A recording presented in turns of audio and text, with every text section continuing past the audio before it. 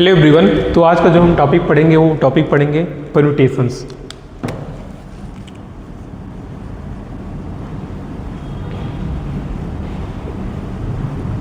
तो पिछली क्लास में मैंने आपको पढ़ाया था फंडामेंटल प्रिंसिपल ऑफ काउंटिंग क्या होती है। उसमें fundamental principle of counting 2 types की होती है। तो उसमें मैंने आपको बताया था कि फंडामेंटल प्रिंसिपल ऑफ मल्टीप्लिकेशन क्या होता है, फंडामेंटल प्रिंसिपल ऑफ एडिशन क्या होता है। तो इसके बारे में मैंने आपको अच्छे से बताया था। तो आज का हमारा टॉपिक है परम्यूटेशंस। तो परम्यूटेशन पढ़ने से पहले हम एक एग्जांपल से देख लेते हैं कि परम्यूटेशन क्या कहती है। तो स्टूडेंट सपोज करिए कि हमारे 3 स्टूडेंट्स हैं, ए है और बी है और सी है। तो इनको और हमारे पास 3 चेयर्स हैं। हमें इनको इन 3 चेयर्स पे इनको बैठाना है। तो हम कैसे बैठा सकते हैं? तो पहली कंडीशन क्या होगी, पहले हम ए को बैठा दें, फिर बी को बैठाएं, फिर सी को बैठाएं। दूसरी कंडीशन क्या हो सकती है, पहले ए पे ए बैठे, फिर सी बैठे, फिर बी बैठे। तीसरी कंडीशन क्या हो सकती है, पहले बी बैठे, फिर ए बैठे, फिर सी बैठे। चौथी बी बैठे, सी बैठे, फिर ए बैठे। पांचवी सी बैठे, ए बैठे, फिर बी। और छठी सी बैठे, फिर बी, फिर ए। तो उसी प्रकार से हम कितने अरेंजमेंट्स बना सकते हैं? 6 अरेंजमेंट बना सकते हैं। तो यहाँ पे हम देख सकते हैं स्टूडेंट तो 3 ही हैं, लेकिन जो उनके बैठने के ऑर्डर हैं वो चेंज हो रहे हैं। तो इन्हीं ऑर्डर के चेंज होने से हमें नए अरेंजमेंट्स मिल रहे हैं। जैसे यहाँ पे ऑर्डर चेंज हो रहा है, ए है, बी है, फिर सी है, लेकिन यहाँ पे सेकंड ऑर्डर पे, यहाँ पे जो सेकंड पोजीशन है वहाँ पे सी आ गया, फिर थर्ड पे बी आया। तो मतलब ये स्टूडेंट के जो बैठने के ऑर्डर हैं वो चेंज हो रहे हैं। तो इन्हीं ऑर्डर के चेंज होने से हमें नए अरेंजमेंट मिल रहे हैं। तो यहाँ पे हमको कितने अरेंजमेंट्स मिले? यहाँ पे हमें 6 अरेंजमेंट मिले। तो इन्हीं अरेंजमेंट्स को हम परम्यूटेशन कहते हैं। तो डिफिनीशन लिखिए परम्यूटेशन की।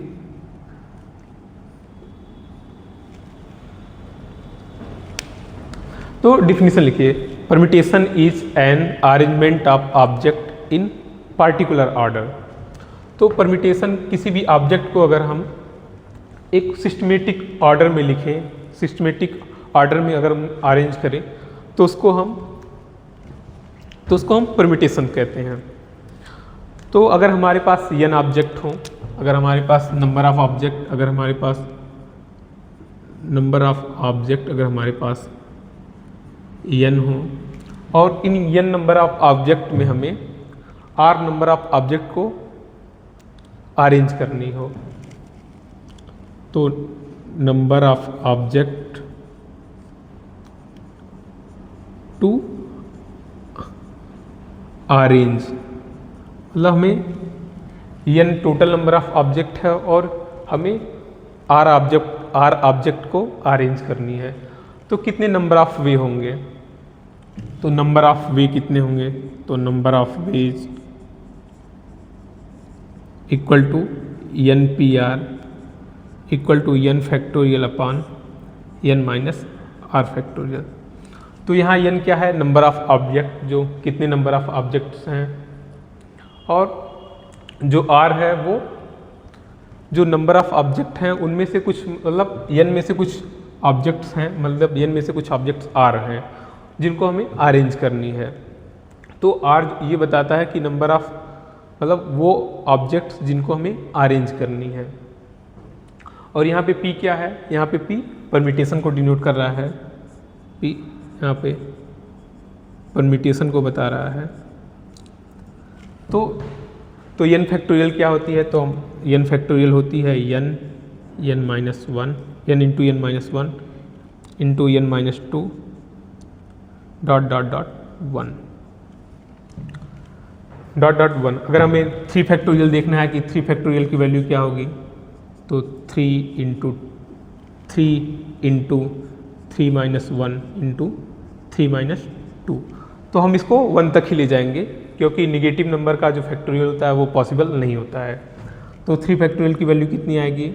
3 इंटू 2 इंटू 1, मतलब 3 फैक्टोरियल की वैल्यू 6 आएगी। अब जीरो फैक्टोरियल की वैल्यू क्या होती है, जैसे अगर हम एन सी आर किया, अगर मैं एन सी एन करता तो वहाँ पे नीचे एन माइनस एन हो जाता तो जीरो फैक्टोरियल आता। तो जीरो फैक्टोरियल की वैल्यू क्या होती है, तो हम देख लेते हैं कि जीरो फैक्टोरियल की वैल्यू क्या होती है। तो हमें देखना है अब जीरो फैक्टोरियल की वैल्यू क्या होती है। तो मान लीजिए क्वेश्चन है, तो जीरो फैक्टोरियल की वैल्यू देखने के लिए सबसे पहले मैं एन फैक्टोरियल लिख रहा हूँ। एन फैक्टोरियल क्या होगा, एन माइनस वन फैक्टोरियल। कैसे लिख सकते हैं, ये n into n minus one factorial. अगर मैं एन माइनस वन को एक्सपेंड करूँगा तो n minus one into n minus two into n minus two, n minus one into n minus two into n minus three dot dot dot one. तो मतलब हमको यही मिलेगी। तो अगर हम यहाँ पे अब हम एन की वैल्यू अगर हम वन लें, put n equal to one, n equal to one put करने पे हमें क्या मिलेगा, one factorial equal to one into one minus one factorial. तो one factorial equal one into zero factorial. तो वन इंटू जीरो फैक्टोरियल क्या होगा, तो मैं यहाँ पे लिख दे रहा हूँ, तो ये one factorial equal to zero factorial, one factorial equal to zero factorial. One factorial की वैल्यू क्या होती है, वन होती है, इक्वल टू जीरो फैक्टोरियल। तो जीरो फैक्टोरियल की वैल्यू क्या होती है, वन होती है। तो जीरो फैक्टोरियल की वैल्यू वन होती है। तो आपने ये समझ लिया कि परम्यूटेशन क्या होती है, परम्यूटेशन की डिफिनीशन को आपने समझ लिया और परम्यूटेशन के फार्मूला को आपने देख लिया। तो अब हम कुछ एग्जांपल्स की ओर चलते हैं। तो मैं कुछ एग्जांपल्स ले रहा हूँ, कुछ क्वेश्चंस को ले रहा हूँ, उनको सॉल्व करने को कोशिश करूँगा। तो क्वेश्चन फर्स्ट, तो स्टूडेंट्स नोट डाउन करिए कि suppose we have 6 students and we have to select 3 students for the position of president, vice president and secretary. In how many ways can this be done. तो हमें questions में क्या दिया गया है कि हमारे पास 6 स्टूडेंट हैं, 6 स्टूडेंट्स हैं और 6 स्टूडेंट्स में हमें 3 स्टूडेंट को सेलेक्ट करना है। मतलब इसमें हमें 3 स्टूडेंट को हमें सेलेक्ट करना है। कौन सी पोजीशन के लिए, प्रेसिडेंट के लिए, प्रेसिडेंट की पोजीशन के लिए, वाइस प्रेसिडेंट के लिए और तीसरा क्या है, सेक्रेटरी के लिए।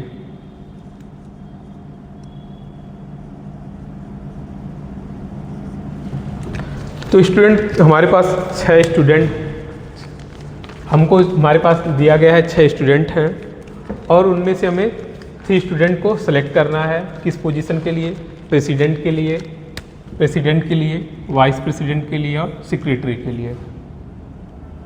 तो इसका आंसर, तो 6 स्टूडेंट हैं, उनमें से हमें 3 स्टूडेंट को सेलेक्ट करना है, प्रेसिडेंट, वाइस प्रेसिडेंट, सेक्रेटरी के लिए। तो स्टूडेंट मान लीजिए हमारे पास 6 स्टूडेंट हैं, तो अगर कोई एक ही प्रेसिडेंट बनेगा, उसके बाद 5 में से वाइस प्रेसिडेंट बनेंगे, सेक्रेटरी बनेंगे। तो मतलब ये, क्योंकि इसमें अरेंजमेंट बन रहा है, अगर कोई प्रेसिडेंट बन जाएगा तो वाइस प्रेसिडेंट और सेक्रेटरी नहीं बन सकता है। तो मतलब ये एक ऑर्डर में हो रहा है, तो इसलिए यहाँ पे हम परम्यूटेशन का यूज करेंगे। तो यहाँ पे टोटल नंबर ऑफ स्टूडेंट कितने हैं, 6 हैं और उसमें से कितने स्टूडेंट हैं जिनको हमें सेलेक्ट करना है, प्रेसिडेंट के लिए, वाइस प्रेसिडेंट के लिए और सेक्रेटरी के लिए। तो नंबर ऑफ स्टूडेंट, तो ऐसे स्टूडेंट कितने हो जाएंगे, ऐसे स्टूडेंट हो जाएंगे 3। तो 6 स्टूडेंट हैं और उसमें से हमें 3 को सेलेक्ट करना होगा। तो क्या होगा, 6p3, तो हो जाएगा 6 फैक्टोरियल अपॉन 6 माइनस 3 फैक्टोरियल। तो ये नंबर ऑफ वेज हो जाएगा। Number of veg. तो 6 फैक्टोरियल को हम कैसे लिख सकते हैं, 6 × 5 × 4 × 3 फैक्टोरियल लिख सकते हैं।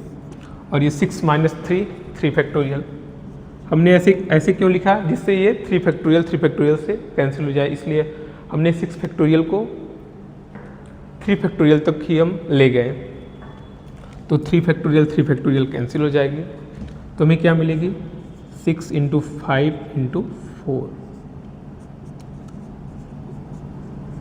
तो हमें कितना मिला, 120। तो नंबर ऑफ वेज कितने हुए,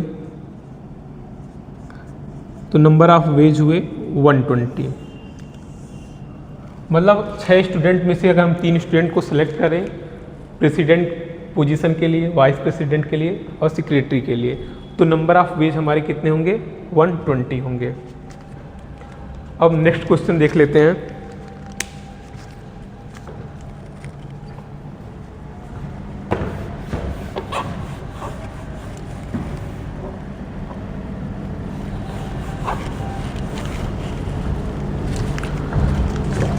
तो स्टूडेंट आई होप आपको ये समझ में आया होगा, ये क्वेश्चन समझ में आया होगा। तो अब दूसरा क्वेश्चन देख लेते हैं कि सेकंड क्वेश्चन है, नोट करिए आप।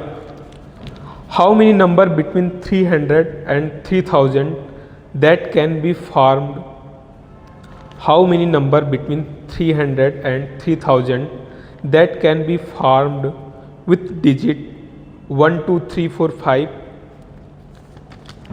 No digit being repeated in any number. तो हमें क्या दिया गया है, क्वेश्चन सेकंड, तो हमें दिया गया है कि हमें वो नंबर कि हमें 300 और 3000, 300 और 3000 के बीच में हमें वो नंबर्स फाइंड करने होंगे कि कितने नंबर्स हैं जो 300 और 3000 के बीच में आ रहे हों, और जो इसमें आ रहे हैं वो डिजिट रिपीटेड नहीं है, मतलब 3 नंबर ऑफ कितने नंबर्स हैं जो 300 और 3000 के बीच में आ रहे हैं। तो हमें उन नंबर्स को बताना है कि कितने नंबर्स हैं। तो और डिजिट्स क्या दी गई हैं, डिजिट्स दी गई हैं 0 1 2 3 4 5, हमें ये 6 डिजिट दी गई हैं। इन 6 डिजिट से हमको वो नंबर्स बनाने हैं जो 300 से बड़े हों और 3000 से छोटे हों। तो ऐसे कितने नंबर्स होंगे हमें ये बताना है। तो यहाँ पे 2 केसेस बनेंगे, क्योंकि ये ऐसे डिजिट जो 300 से बड़े हों तो उनके लिए 3 डिजिट का यूज होगा, मतलब 3 डिजिट के भी नंबर होंगे जो 300 से बड़े होंगे और 4 डिजिट के भी नंबर होंगे जो 300 से बड़े होंगे और 3000 से छोटे होंगे। तो सॉल्यूशन,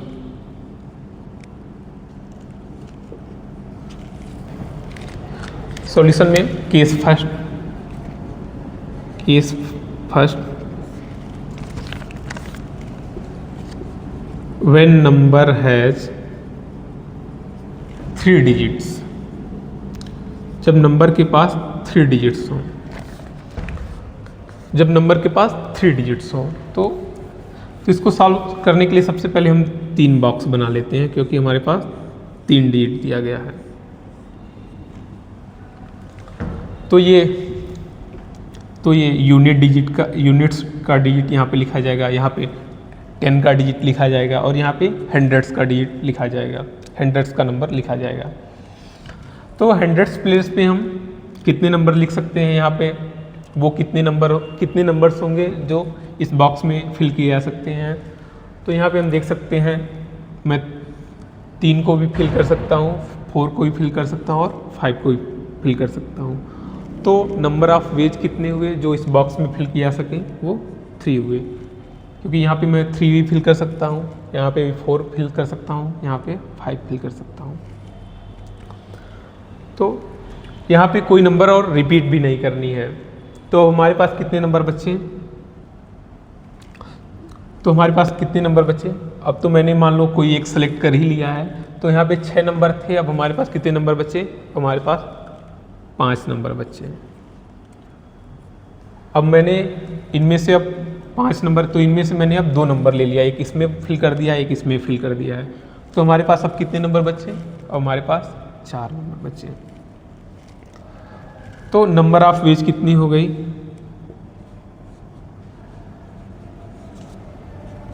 3 × 5 × 4, तो नंबर ऑफ वेज हो गई 60। अब क्या यहाँ पे 300 आ सकता है? 300 आ सकता है क्या यहाँ पे? नहीं आ सकता, क्योंकि यहाँ पे नंबर्स रिपीट नहीं कर रही हैं, तो इसलिए यहाँ पे 300 नहीं आएगा। तो अब केस सेकंड देख लेते हैं। केस सेकंड देख लेते हैं कि when number has 4 digit, when number has 4 digits, मतलब 4 डिजिट्स के वो नंबर लेने हैं जो 300 से बड़े हों और 3000 से छोटे हों, मतलब इसके बीच में आए। तो इसके लिए हम 4 बॉक्स बना लेते हैं। तो ये यूनिट का बॉक्स है, यूनिट नंबर यहाँ पे होगा, यहाँ पे 10 का होगा, यहाँ पे हंड्रेड्स का नंबर होगा और यहाँ पे थाउजेंड्स का नंबर होगा। तो हम यहाँ पे क्या लिख सकते हैं? तो हमें 300 से बड़ा लेना है और 3000 से छोटा लेना है। तो यहाँ पे क्या लिख सकते हैं? यहाँ पे अब हम अगर हम 3, 4, 5 लेंगे तो ये 3000 से बड़ा हो जाएगा ये नंबर, तो जो 4 डिजिट का नंबर होगा वो 3000 से बड़ा हो जाएगा, इसलिए हम 3, 4, 5 को यहाँ पे हम नहीं लेंगे। और यहाँ पे अब देखते हैं 0, 1, 2 में देखते हैं, तो 0 तो पहले नंबर पे रख ही नहीं सकते हैं, क्योंकि अगर हम 0 रख देंगे तो जो हमारा 4 डिजिट होगा वो 3 डिजिट बन जाएगा, क्योंकि अगर हम यहाँ पे 0 रख देंगे तो 3 डिजिट बनेंगे, तो इसलिए हम 0 को भी नहीं लेंगे। तो इसलिए हम 1 और 2 को यहाँ पे ले सकते हैं। तो इस बॉक्स को फिल करने के कितने वेज हो गए? 2 वेज हो गए। मैंने 1 या 2 को ले लिया, अब कितने हमारे पास नंबर बचे? हमारे पास अब 5 नंबर बचे, तो यहाँ पे हम 5 तरीके से इस बॉक्स को फिल कर सकते हैं। अब हमारे पास कितने बचे? 2 तो मैंने ले लिया, अब 4 ही बचे, तो यहाँ पे 4 तरीके से इस बॉक्स को फिल कर सकते हैं। तो अब मैंने 3 नंबर ले लिए हैं, तब हमारे पास कितने बचे? 3 बचेंगे। तो लास्ट वाले बॉक्स को हम 3 तरीक़ों से फिल कर सकते हैं। सो नंबर ऑफ वेज कितने हुए?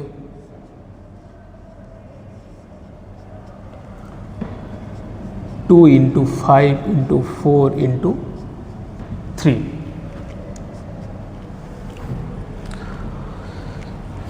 तो नंबर ऑफ वेज कितने हुए? 120 हुए। तो टोटल नंबर ऑफ वेज कितने हुए? टोटल नंबर ऑफ वेज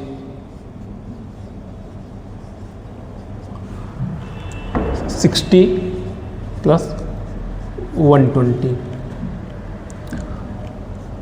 तो 180। तो 300 और 3000 के बीच में ऐसे 180 नंबर्स रहेंगे, जो ऐसे 180 नंबर्स रहेंगे जो 300 से बड़ा रहेंगे और 3000 से छोटा रहेंगे। अगर हम इन डिजिट्स का यूज करें, 0, 1, 2, 3, 4, 5 का यूज करें, तो ऐसे 180 नंबर्स हमको मिलेंगे जो 300 से बड़े हों और 3000 से छोटे हों। तो ये क्वेश्चन समझ में आ गया ना आपको, ये इसका आंसर? तो अगला क्वेश्चन देखते हैं हम लोग। तो अगला क्वेश्चन क्या है?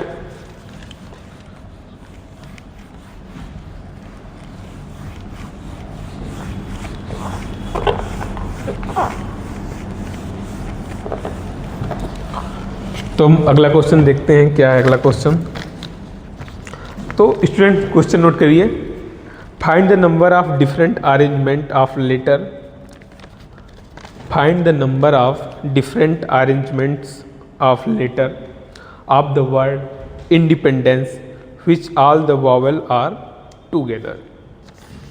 तो इस क्वेश्चन में हमें क्या दिया गया है कि थर्ड क्वेश्चन है। तो इस क्वेश्चन में हमें दिया गया है कि वर्ड है, एक वर्ड है इंडिपेंडेंस।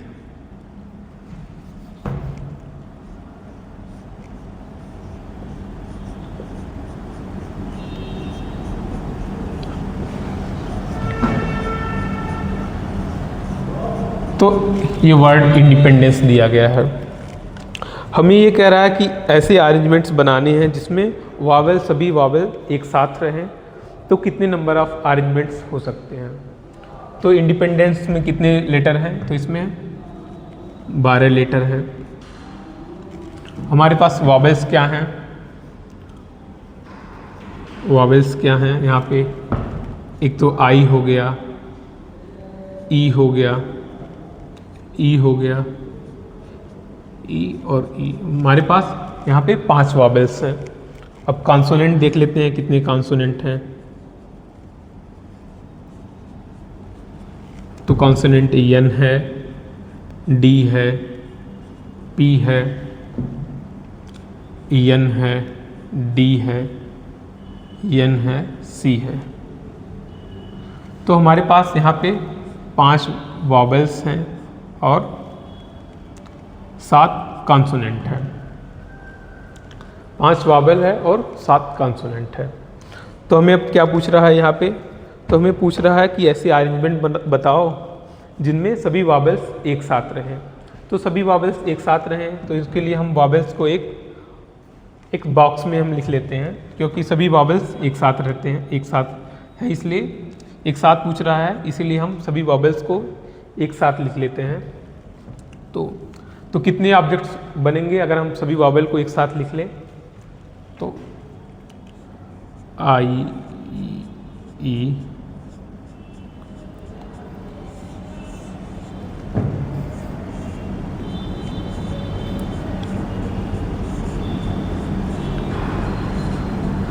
तो हमने वॉवेल्स को एक ऑब्जेक्ट मान लिया। तो अब कितने नंबर ऑफ ऑब्जेक्ट हो गए हमारे पास? 1 2 3 4 5 6 7 8। तो हमारे पास 8 ऑब्जेक्ट हो गए। तो हम 8 ऑब्जेक्ट को कितने तरीक़ों से अरेंजमेंट कर सकते हैं? तो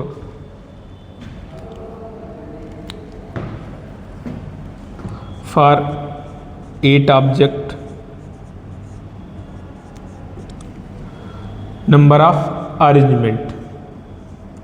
तो 8 ऑब्जेक्ट के लिए हम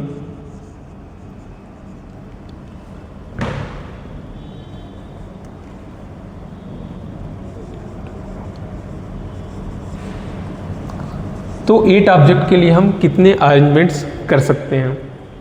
तो हम ये देखते हैं कि अब हमारे पास 8 ऑब्जेक्ट हो गए हैं, तो हम कितने अरेंजमेंट कर सकते हैं।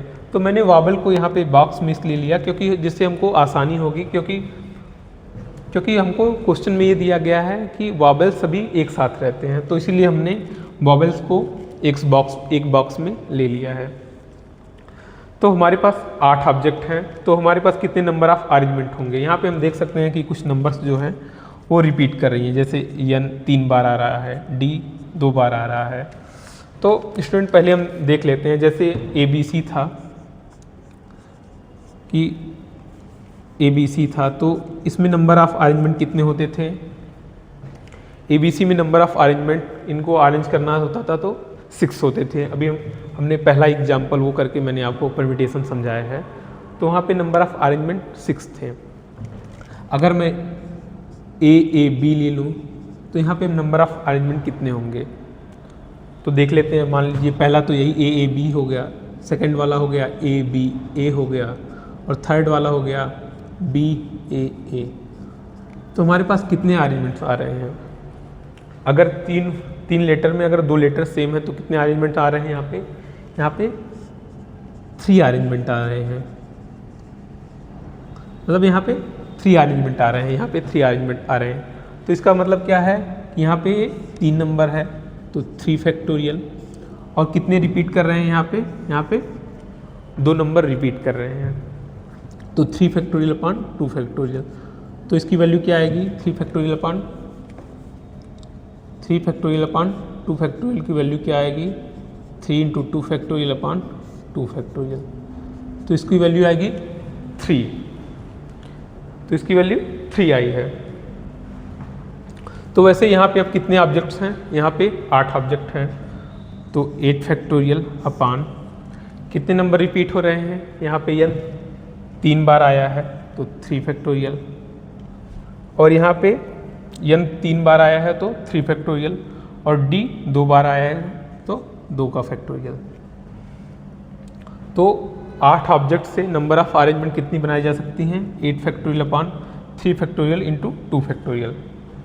हमारे पास वॉबल्स क्या हैं, वॉबल्स हैं आई ई ई ई ई, मतलब 5 ऑब्जेक्ट हैं।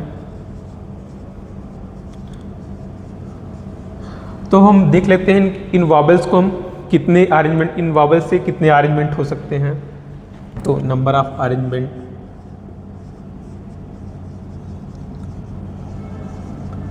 तो नंबर ऑफ अरेंजमेंट हो जाएगा, यहाँ पे कितने ऑब्जेक्ट हैं, 5 ऑब्जेक्ट हैं, तो 5 फैक्टोरियल अपान कितने रिपीट कर रहे हैं, 4 रिपीट कर रहे हैं, तो कितना आएगा, 5 आएगा।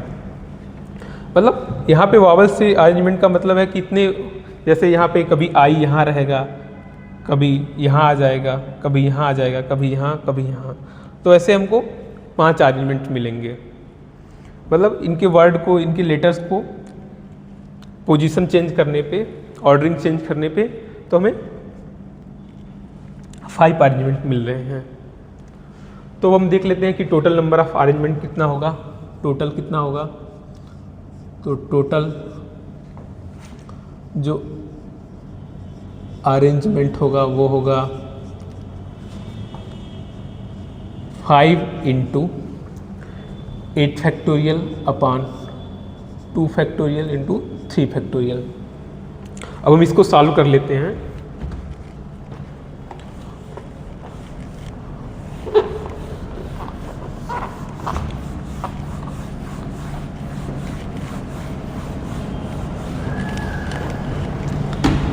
तो क्या है, 5 इंटू 8 फैक्टोरियल अपान 2 फैक्टोरियल इंटू 3 फैक्टोरियल।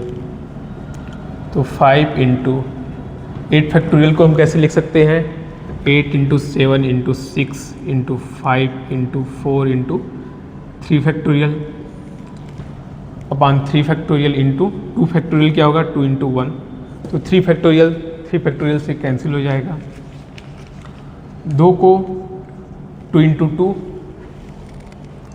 4 होता है, तो क्या हो गई value, 5 into 8 40 into 7 into 6 42, 5 into 2 10 हो गया,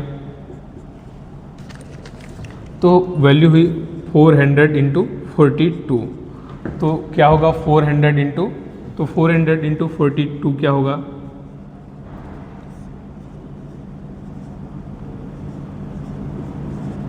तो 16,800। तो जो वैल्यू आई वो आई 16,800। तो इंडिपेंडेंस वर्ड को अगर हम इस तरह अरेंज करें कि उनमें जो सभी वॉवेल हों वो एक साथ आए, तो वो नंबर ऑफ वेज कितने हो सकते हैं, तो नंबर ऑफ वेज होंगे 16,800। ये हम 16,800 तरीक़ों से अरेंजमेंट, ऐसे अरेंजमेंट कर सकते हैं जिनमें जो ये वॉवल हों वो एक साथ आए, तो हम 16,800 अरेंजमेंट कर सकते हैं। अब हम अगला क्वेश्चन देख लेते हैं। तो जो ये क्वेश्चन आया हुआ था ये 2023 में आया हुआ था, जेई मेन 2023 में आया हुआ ये क्वेश्चन है। अब हम अगला क्वेश्चन देख लेते हैं।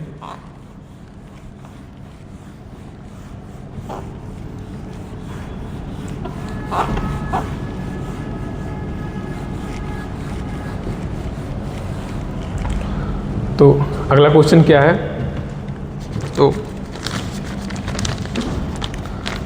स्टूडेंट्स अगला क्वेश्चन है,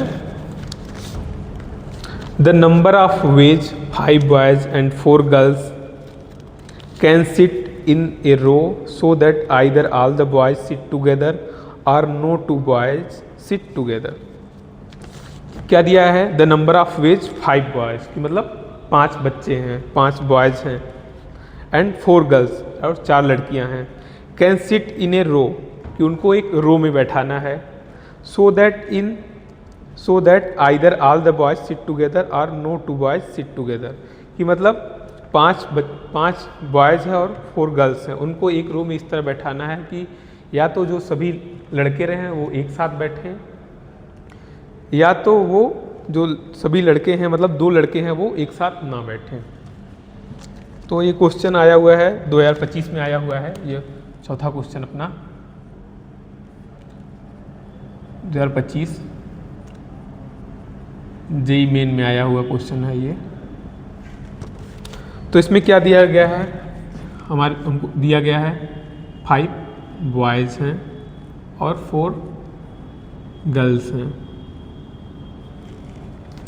5 बॉयज़ और 4 गर्ल्स हैं, इनको इस तरह बैठाना है कि पहली कंडीशन ये है कि पांचों जो बॉयज़ हैं वो एक साथ बैठें, और सेकंड कंडीशन दी हुई है कि जो मतलब जो 2 बॉयज़ हैं वो एक साथ ना बैठें। तो केस फर्स्ट क्या है, तो सॉल्यूशन में पहले हम केस फर्स्ट लिखेंगे। केस फर्स्ट में है क्या है, मतलब 5 बॉयज़ सिट टुगेदर, कि मतलब जो 5 बच्चे हैं वो एक साथ बैठते हैं।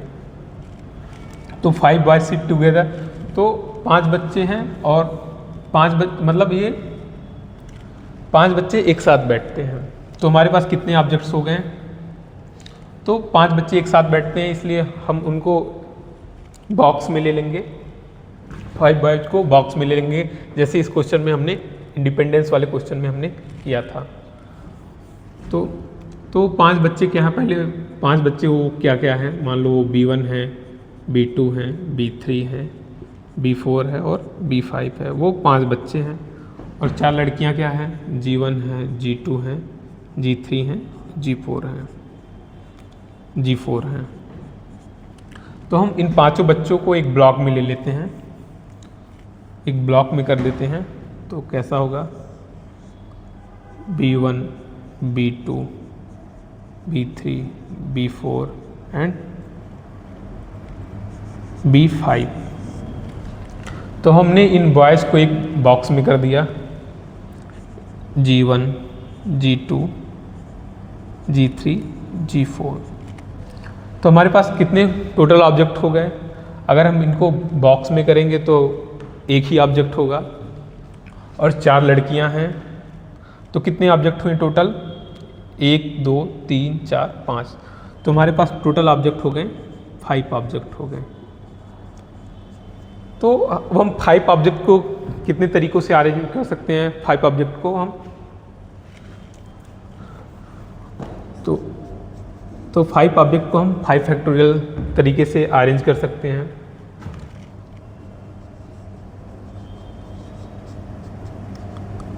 अरेंजमेंट ऑफ 5 ऑब्जेक्ट, तो हम 5 ऑब्जेक्ट को हम 5 फैक्टोरियल से अरेंज कर सकते हैं, 5 फैक्टोरियल से अरेंज कर सकते हैं।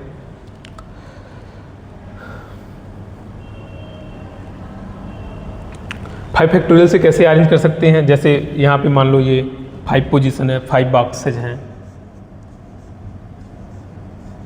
मान लो यहाँ 5 बॉक्सेज हैं। तो यहाँ पे या तो ये हो सकता है कि सभी बॉयज़ एक साथ बैठें, मान लो सभी बॉयज़ यहाँ एक साथ बैठें, सभी बॉयज़ एक साथ बैठ सकते हैं, या तो गर्ल्स बैठ सकती है, पहली गर्ल्स, दूसरी गर्ल्स, तीसरी, चौथी। तो ऐसे करके यहाँ पे बैठने के 4 तरीके हैं। अगर मान लो यहाँ पे कोई ये बॉयज़ बैठ गए, सभी बॉयज़ यहाँ बैठ गए, तो हमारे पास चार ही लोग बचेंगे। तो यहाँ पे कोई 4 बैठेगा, फिर 4 बैठ जाएगा, तो अगर कोई बैठ जाएगा तो रिपीट तो करेगा नहीं। अगर यहाँ पे मान लो G1 बैठ गई तो ऐसा थोड़ी ना है कि G2 बैठ जाएगी। तो इसके यहाँ पे बैठने के 4 तरीके हैं। फिर हमारे पास 3 लोग बचेंगे, तो यहाँ पे बैठने के 3 तरीके हैं। फिर 2 लोग बचेंगे, तो यहाँ पे बैठने के 2 तरीके हो जाएंगे, और यहाँ पे बैठने के यहाँ पे लास्ट में बैठने का एक ही तरीका है, क्योंकि एक ही लोग बचेंगे। तो यहाँ पे 5 था, तो यही 5 फैक्टोरियल हो गई। 5 × 4 × 3 × 2 × 1, तो यही 5 फैक्टोरियल है। तो जो बॉयज़ हैं, तो बॉयज़ अब बॉयज़ के बैठने के तरीके कितने होंगे? तो B1, B2, B3, B4, B5।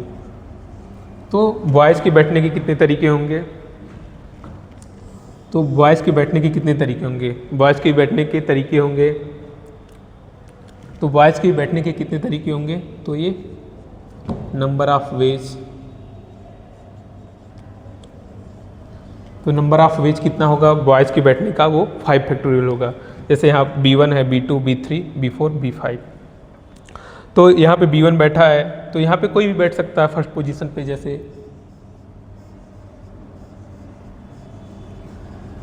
यहाँ पे 5 बॉक्सेज मैंने बनाया है, तो यहाँ पे कोई भी बैठ सकता है। यहाँ पे B1 भी बैठ सकता है, B2 भी बैठ सकता है, B3 भी बैठ सकता है, B4 भी और B5 भी। तो यहाँ पे बैठने के कितने तरीके हुए? 5 तरीके हुए। तो कोई अगर एक बैठ जाएगा तो 4 ही लोग बचेंगे, तो यहाँ पे बैठने के 4 तरीके हो जाएंगे। और फिर 3 ही लोग बचेंगे, तो यहाँ पे बैठने के 3 तरीके होंगे। और फिर यहाँ पे बैठने के 2 तरीके होंगे, और यहाँ पे बैठने के 1 तरीका होगा। तो यही 5 फैक्टोरियल हो गई। तो इसमें केस फर्स्ट में व्हेन 5 बॉयज सिट टुगेदर, तो नंबर ऑफ वेज कितनी होगी?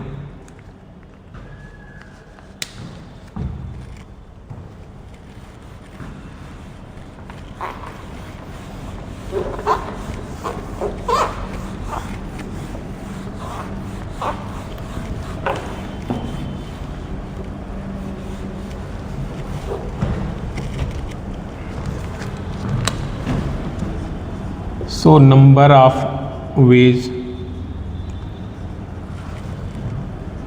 when 5 boys sit together, तो नंबर ऑफ वेज कितना होगा? 5 फैक्टोरियल इंटू 5 फैक्टोरियल। तो पाँच लड़के एक साथ बैठे, तो number of ways 5 factorial into 5 factorial हो गया। अब केस सेकंड क्या होगा? केस सेकंड, तो उस केस में क्या था कि, तो उस केस में हमें ये दिया हुआ था कि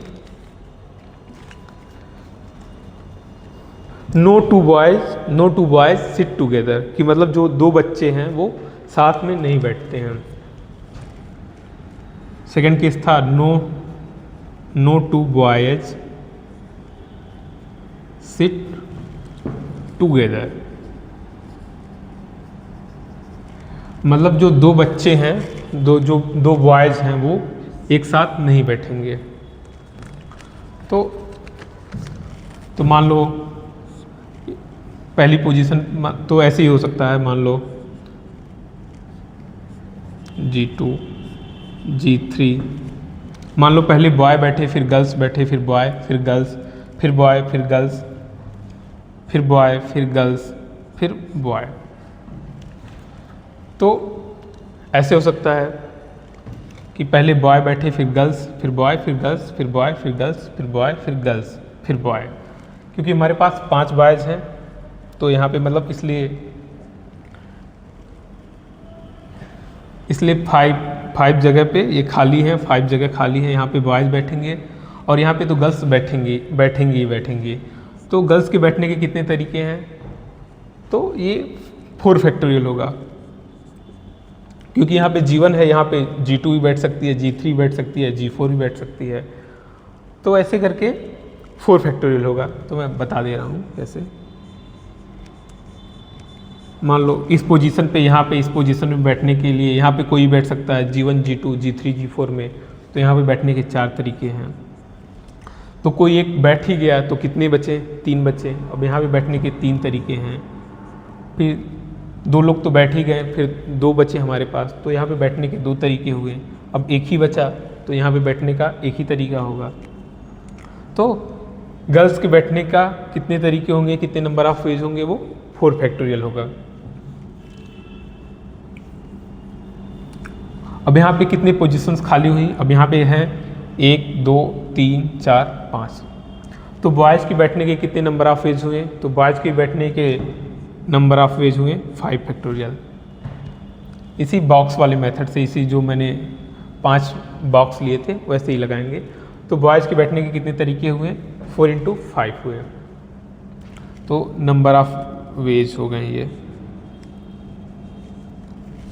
तो 4 फैक्टोरियल होगा लड़कियों के बैठने के, और 5 फैक्टोरियल जो वेज होंगे वो बॉयज़ के बैठने के होंगे। So total number of veg, so total number of veg कितना होगा,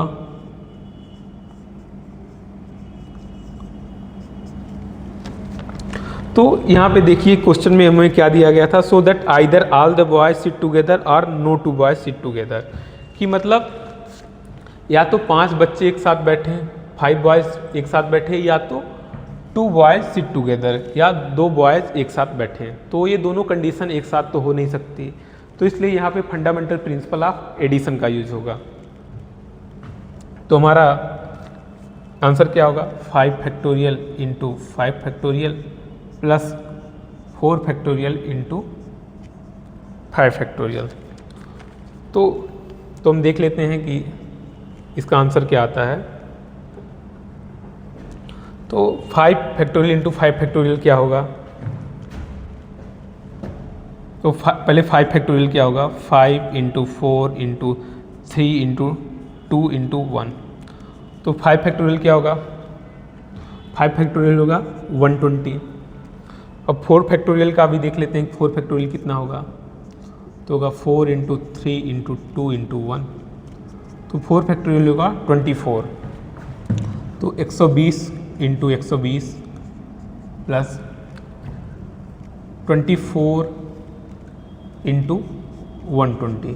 तो यहाँ पे 120 कॉमन ले लेते हैं, तो क्या बचेगा, 120 प्लस 24, तो 120 × 144। तो 120 × 144 क्या होगा, 144 × 120।